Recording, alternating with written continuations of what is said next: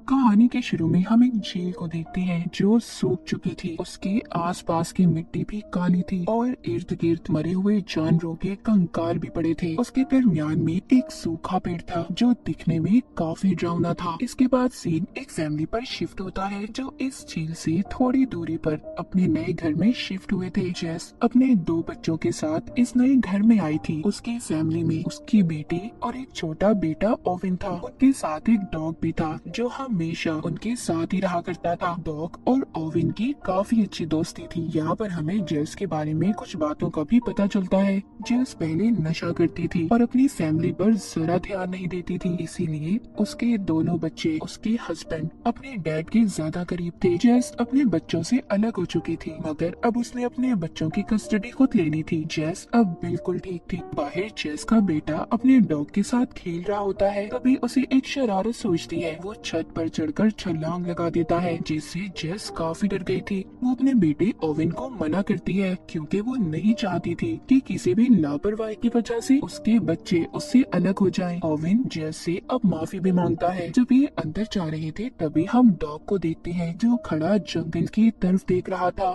न जाने उसे क्या नजर आ रहा था। वो जोर जोर से भौंकता है पर इस बात पर कोई ध्यान नहीं देता। उसी दिन रात को जब ये सो रहे थे तब भी डॉग बैठा लगातार जंगल की तरफ देख रहा था जो काफी अजीब बात थी। पर तब भी जेस उस पर ध्यान नहीं देती और सोने चली जाती है। अगले दिन जेस अपने बच्चों को अपने हस्बैंड के घर छोड़ती है। तभी उसका हस्बैंड उसे एक एनवेलप देता है जिसको जेस नहीं खोलती और अपनी जॉब पर चली जाती है। जेस एक हॉस्पिटल में नर्स थी। वो जाकर अपनी दोस्त से मिलती है, फिर एक मरीज से जिसका दुनिया में कोई भी नहीं था और वो औरत जिंदा नहीं रहना चाहती थी। पर जेस उसको बहुत समझाती है, कहती है देखो मेरी बात मानो, जिंदगी बहुत कीमती है। जिसके बाद हम जेस के बच्चों को देखते हैं जो घर वापस आ गए थे और आकर मछलियाँ पकड़ने उसी झील के पास जाते हैं जो हमने कहानी के शुरू में देखी थी। पर जब दोनों उसकी ऐसी हालत देखते हैं तो परेशान हो जाते हैं क्योंकि वो झील सूख चुकी थी और डरावनी भी लग रही थी। पर तभी उधर उनका डॉग भागने लगता है और भागते भागते कीचड़ में फंस जाता है। ओविन और उसकी बहन दोनों उसकी मदद करते हैं। जब ये ऐसी हालत में घर जाते हैं जेस बहुत नाराज होती है। वो दोनों को डांटती है। जब ये रात को खाना खा रहे थे तो खाना ओविन को पसंद नहीं आता।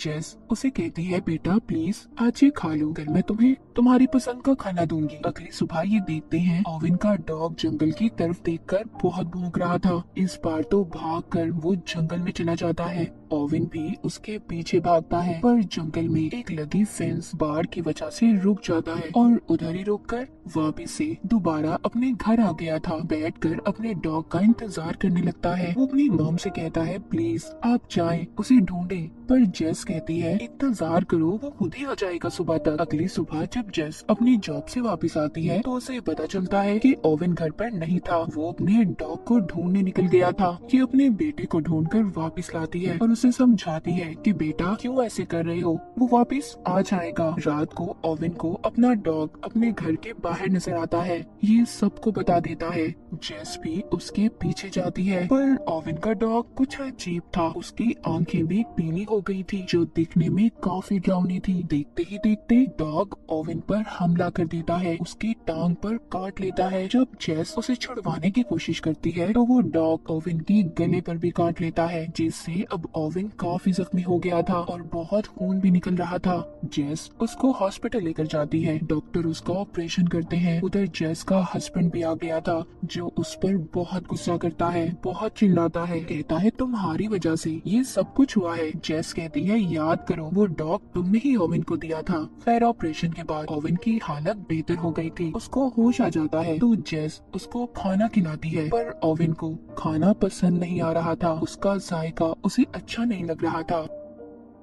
जेस को ये लगता है शायद ये उसकी तबीयत की वजह से ऐसा है, पर ऐसा क्यों था, क्या हो रहा था ओविन के साथ, इसका पता हमें थोड़ी देर बाद ही चलेगा। अगले सीन में हम ओविन को देखते हैं जिसकी हालत अब ज्यादा खराब हो गई थी। उसके मुंह से झाग निकल रही थी। डॉक्टर्स को भी समझ नहीं आ रहा था कि उसके साथ हुआ क्या है, इसीलिए वो ओविन को बेहोशी का इंजेक्शन देकर उसका खून टेस्ट करवाते हैं, पर इनसे भी डॉक्टर को कुछ पता नहीं चलता। थोड़ी देर बाद ओविन को जब होश आता है तो वो उसी खून खून को पी जाता है जो उसे चढ़ाया जा रहा था। जेस ये देखकर काफी परेशान हो जाती है, पर इस बारे में वो किसी को कुछ नहीं बताती। अब ओवेन को खून ना मिलने की वजह से उसकी हालत और भी ज्यादा खराब हो रही थी, इसीलिए जेस उसको लगातार खून पिलाती है। ये खून वो हॉस्पिटल के ब्लड बैंक से चुराया करती थी। जब ओवेन घर जाता है तो जेस हॉस्पिटल से बहुत से खून के पैकेट चुरा कर ले आई थी। वो अपनी बेटी से छुपा कर ओवेन को खून पिलाती थी। एक दिन ओवेन की जरूरत हद से बढ़ जाती है, वो सारे के सारे पैकेट्स एक साथ ही पी जाता है। जेस जब ये देखती है काफी परेशान हो जाती है। उसे समझ नहीं आ रहा था कि आखिर उसके बेटे को हुआ क्या था। अब उसे हर जगह से खून मिलना भी बंद हो गया था, इसीलिए जेस अपने बेटे को जानवरों का खून पिलाना शुरू करती है। पर जानवर का खून पीते ही ओवेन की हालत खराब हो जाती है। जेस के पास कोई और रास्ता नहीं था, वो ओवेन को अपना ही खून निकाल कर पिलाने लगती है। वक्त के साथ साथ ओवेन के खून पीने की चाहत अब बढ़ती जा रही थी, जिससे जेस बहुत परेशान थी। इसी वजह से उसने उसे स्कूल भेजना भी बंद कर दिया था। एक दिन जेस रिसर्च करती है कि आखिरकार उसके बेटे को कौन सा इन्फेक्शन हुआ है कि वो सिर्फ इंसानों का खून ही पीना चाहता है। पर जेस को इसका कोई जवाब नहीं मिलता। अपना खून पिला पिला कर उसकी हालत भी अब अच्छी नहीं थी। जेस को किसी और इंसान की जरूरत थी जिसका खून वो अपने बेटे को पिला सकती। अगली सुबह उसका हस्बैंड बच्चों को लेने आता है। जेस इस बात से बहुत परेशान थी। वो एक बोतल में अपने बेटे को खून देती है, कहती है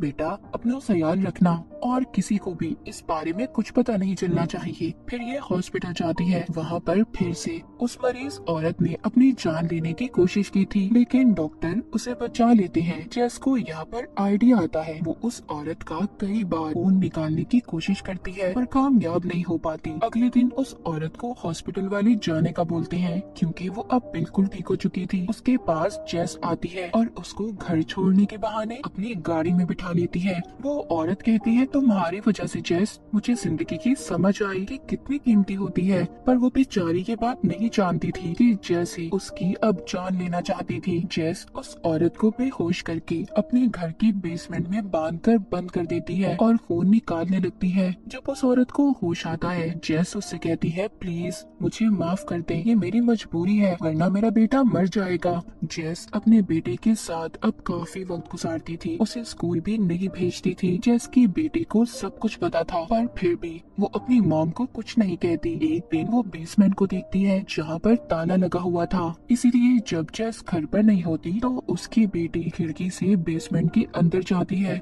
जहाँ पर वो उस औरत को बंधा हुआ देखती है जो काफी बुरी हालत में थी। जेस की बेटी उसे छुड़वाने की कोशिश करती है, मगर तभी उधर जेस आ गई थी। उसकी बेटी उसे देखकर छुप जाती है। जेस भी समझ चुकी थी कि उसकी बेटी यहीं पर है। अब वो सारी बात अपनी बेटी को भी बताती है कि वो उसके भाई की वजह से ये सब कर रही है। वो भी ये सब बातें सुनकर जेस का साथ देने के लिए तैयार थी। जेस एक दिन जब बेसमेंट में उस औरत का खून निकालने जाती है तो वो औरत इस बार खुद ही खून देने के लिए तैयार थी, इसीलिए जेस उसको खोल देती है। पर इसी बात का फायदा उठाकर वो औरत जेस पर हमला करके भागने की कोशिश करती है। उसी वक्त पुलिस भी जेस के घर आ गई थी, जो उसी औरत को ढूंढ रही थी जिसको जेस ने अगवा किया था। पर किसी तरह जेस उसको दोबारा से बेहोश करती है और फिर ऊपर जाकर पुलिस से बात करती है। अगली सुबह जेस के बच्चों को उसके हस्बैंड के घर जाना था। जेस अपनी बेटी को उसके भाई का ख्याल रखने का कहती है। वहाँ जाकर ओवेन अपने डैड की दूसरी बीवी को बड़े गौर से देख रहा था और उसका खून पीने का सोचता है, लेकिन उसकी बहन साइड पर ले जाकर उसको समझाती है और थोड़ा सा खून पीने के लिए देती है, पर वो सारा खून ही पी गया था। ओवेन की बहन अब समझ चुकी थी कि ओवेन अब आहिस्ता आहिस्ता अपने ऊपर से कंट्रोल को खो रहा है। जब वो वापस आती है तो सारी बातें अपनी मॉम को बताती है, पर जेस अपने बेटे को और खून देने की बात कर रही थी। फिर ये लोग घूमने जाते हैं। जेस जब अपने घर वापस आती है तो बेसमेंट का दरवाजा खुला हुआ था। वो औरत यहाँ से भाग चुकी थी जिसको जेस ने कैद किया हुआ था। वो भागकर जंगल की तरफ जा रही थी। उसके पीछे ओवेन भी जाता है। वो औरत तेजी से भागते हुए ध्यान नहीं देती और जंगल में लगी फेंस बार से उसका गला कट जाता है। वहाँ पर उसके पास ओवन भी आ जाता है, बाद में जेस भी। पर जेस आकर अजीब सा नजारा देखती है।